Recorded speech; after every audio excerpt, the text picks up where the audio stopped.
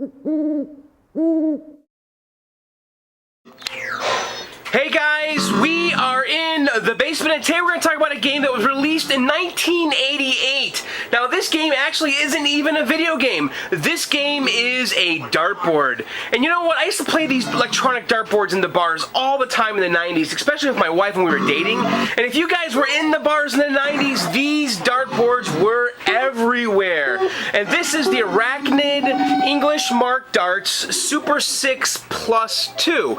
It was made by a company out of Illinois called Arachnid. They're still in business today making these dartboards. Now this is an earlier model, like this is, they call it the kind of like the model 6300 or something, and it was kind of a big deal at the time because it had a CRT. It had a little monitor here, and it's actually like, it's not black and white, it's like yellow and white. And I guess it was really the first dartboard ever to have cricket scoring on a screen like this. It was kind of a big deal because cricket is really, I think, the best dartboard ever. And if you're in a bar hanging out, you gotta play cricket. So anyway, this game uses soft tip darts, and what that means is the dart tips are plastic, which is great for a bar environment because you don't want to stick it in someone's head or in the wall because it would bounce off the wall. And the dartboard here has these little sensors, and you basically what happens is each one of these little pads here, when the dart hits it, it pushes down and it makes contact with the thing in the back and registers the hit. And we have on this one here a double bullseye, so there's a center and an outside, which is like 25 and 50, I think. And then these are standard scoring spaces here. This is double and this is triple right here. And anyway, so there's a menu system here. Why don't I put a quarter in? Because this game is not on free play. And I'll kind of show you guys the game modes, and maybe we'll even, actually what's cool is when you put the quarter in, the whole thing lights up. Now I have it set here for 1 quarter for 6 credits because it's kind of annoying to keep pumping quarters into it. There is no free play option on this. The menu system here, there's a select button and a player an enter button here. So you can press select and you can see the different game modes. Now again, I don't really know why they call it Super 6 Plus 2 because there's actually 7 game modes, and then cricket has its own sub menu of 3, so I don't really know how that works.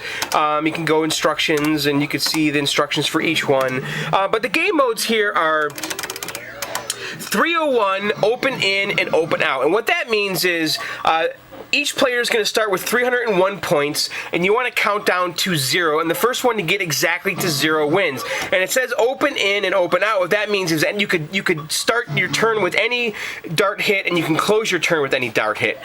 Count up, I forgot how that one works. That one I think you're just counting up to the highest score after a certain amount of dart throws. The game starts with players having 0 points. Each player throws 3 darts in 1 round. After 8 rounds, the player with the highest score wins. Kind of lame. Tic-Tac-Toe is basically just what it sounds like. It's a tic-tac-toe game. You have numbers on here. You hit them and you get 3 in a row and you win. 501 open in and out is just like 301, except you're counting down from 501. 701, same thing again. This one though says open in, double out, and double out means that you have to end your turn by hitting a double, which is the inside one here.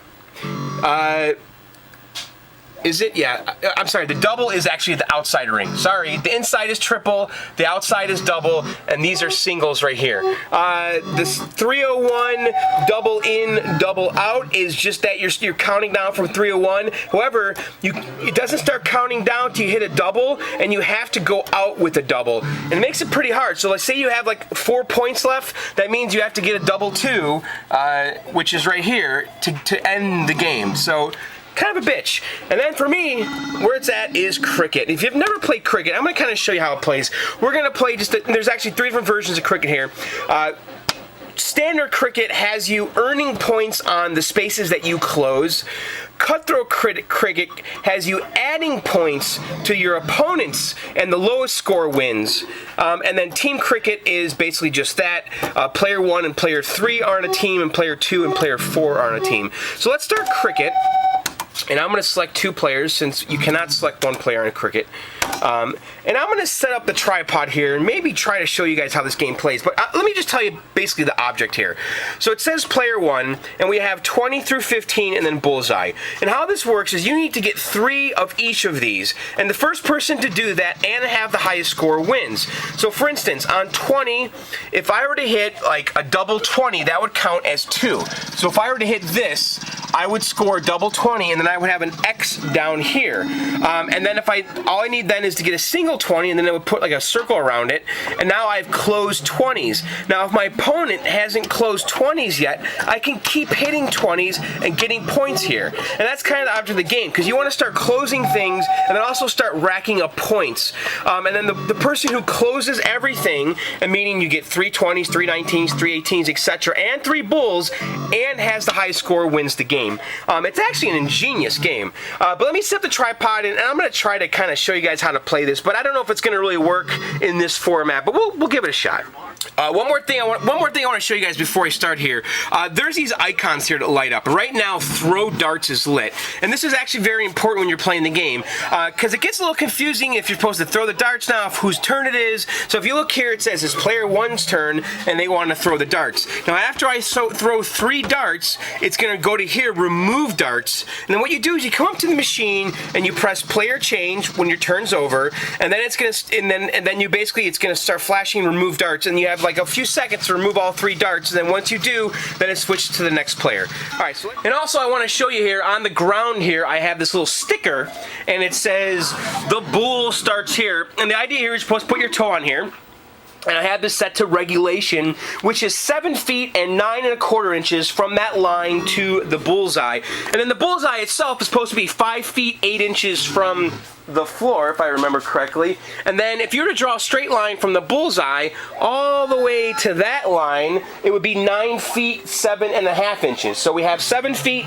9 1/2, 9 1/4 inches from there to the bullseye, and then 9 feet 7 1/2 through the air in this invisible line, and then 5 feet 8 from the floor to the top. But those are kind of like the regulation dart settings. If you want to play hardcore, you gotta do it that way. Because yeah, I'm a hardcore dart guy. Not. Okay, here we go. I'm actually playing as player 2 right now, so let's try to get something. And I missed, and I'm not doing too well. Alright, so we got a single 19 there, and you can see how it registered it. It just registered it with a little slash. And if you can see here, I was actually screwing around before I taped, and I actually closed out the 20s, and that's what it looks like when you close it. So this is 1, and then 2 is an X, and then 3 is a circle around it. Okay? Yeah, I don't think this is going to work too well. But we'll give it a shot. Alright, so I'm going to press player change. And now it's the first player's turn. And I'm going to try to get some 19s here. And that was horrible.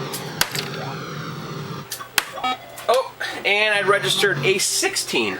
And, you know, that's pretty much it. You know, I guess filming darts is kind of lame. But, so you can see there, play continues until you get all of this stuff closed. So on that turn, I hit it 1 single 16. I've already closed the 20s. It says here player change, so I come up and I press that, and then now it says remove darts. And now you're supposed to remove the darts, and then that's going to turn now into the next player's turn, throw darts. And you've got these lit up signals here. But, I mean, that's pretty much the game. It is awesome, actually. And, you know, these systems can be had really inexpensively. I actually bought 2 of these for $50. Now, they were both broken when I got them, but the thing about these is that the power supplies are usually what goes on them. The PCBs, I actually did a little bit of PCB work, like reflowing the solder on the header pins and stuff, but here's how it looks inside. Here's the main PCB. These headers here, I had some issues with them. I had to reflow the solder on all these pins.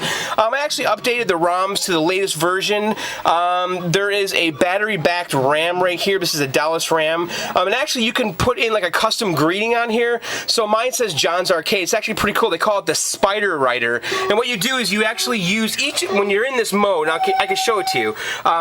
each one of these represents a letter and a backspace and a symbol, and you actually use the dartboard as a typewriter to do a custom message. And then back here's the power supply, and this is what a lot of these have problems with. When I got this, the game was dead. I tried rebuilding the power supply. It didn't work out too well. I actually found a working power supply on eBay, and I threw that in here. It's been working fine ever since. Down here is the like a track mode dimmer. So when the game is not being played, you can actually adjust the brightness of these bulbs. And these are kind of unique bulbs too. But you can still get all this stuff. And the bulbs that are in here are these little LEDs that are right there. So you can get all these parts still. They're all available. They made a shitload of this stuff. And I know that if you go to Hap Controls, you can get these parts still. Down here is a coin, I believe this is a coin meter board. This monitor, you know, knock on wood, this one's been working great. It's just a little teeny tiny, like 7 or 9 inch monitor. I actually kind of like the yellow and black thing. It's kind of a cool look. And also over here, which is really cool. See this right here? This is a composite video out. And you can actually plug a TV into this, and you can have like an external monitor on top of the game or on the wall, and then spectators can watch the score. That was kind of the intention with it. But it's a pretty neat little game. And you know, if you see these for cheap, I encourage you to pick it up and don't be afraid to work on it. Let me show you kind of that spider rider thing. So you open the coin door, and then over here is a little service switch, and you hit this, and it's going to go through a little test mode now. Lamp sound, test, sound.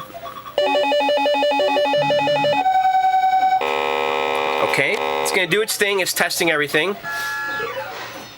Okay, so now it says test target head. If I wanted to, I can start hitting things, and you can see if things are registering correctly.